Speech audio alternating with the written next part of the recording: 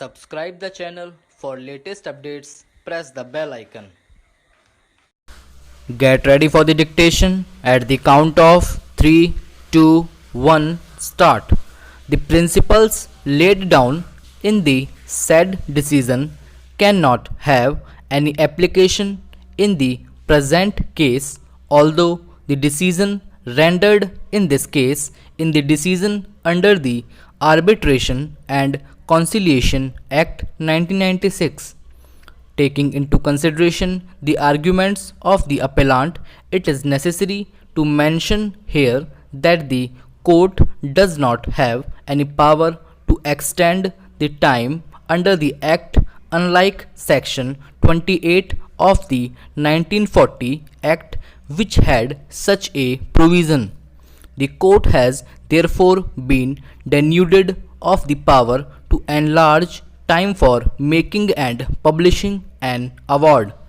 It is true that apparently there is no provision under the Act for the court to fix a time limit for the conclusion of an arbitration proceeding, but the court can opt to do so in the exercise of its inherent power on the application of either party.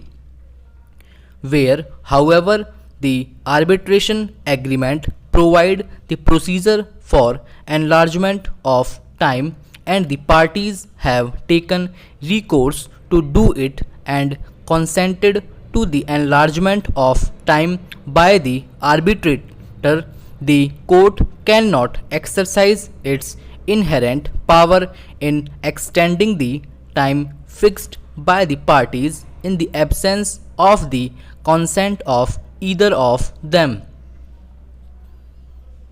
The counsel for the appellant further contended that the High Court could not have terminated the mandate of the arbitrator.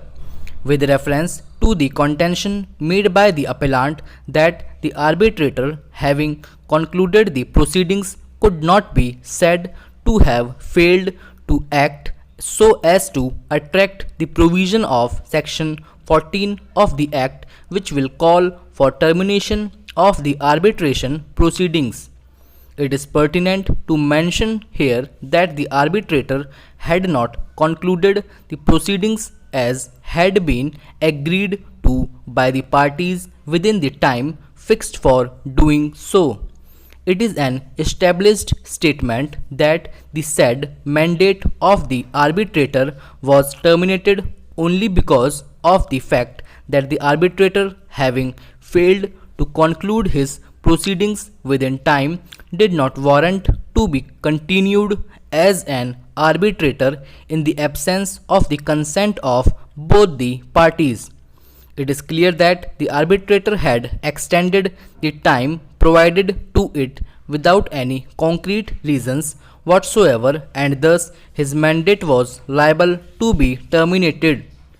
Subsection 1 under bracket B further states that the mandate of an arbitrator shall also stand to be terminated if he withdraws or the parties agree to the termination.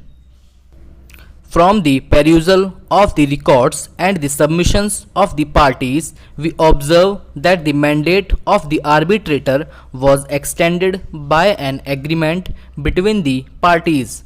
Thus, it can be construed that the parties had not agreed to the extension of the mandate of the arbitrator, following which the mandate was automatically terminated. However, the contention of the appellant that the High Court had erred in not allowing the appellant to decide upon the appointment of an arbitrator pursuant to subsection 2 of Section 15 of the Act must be accepted.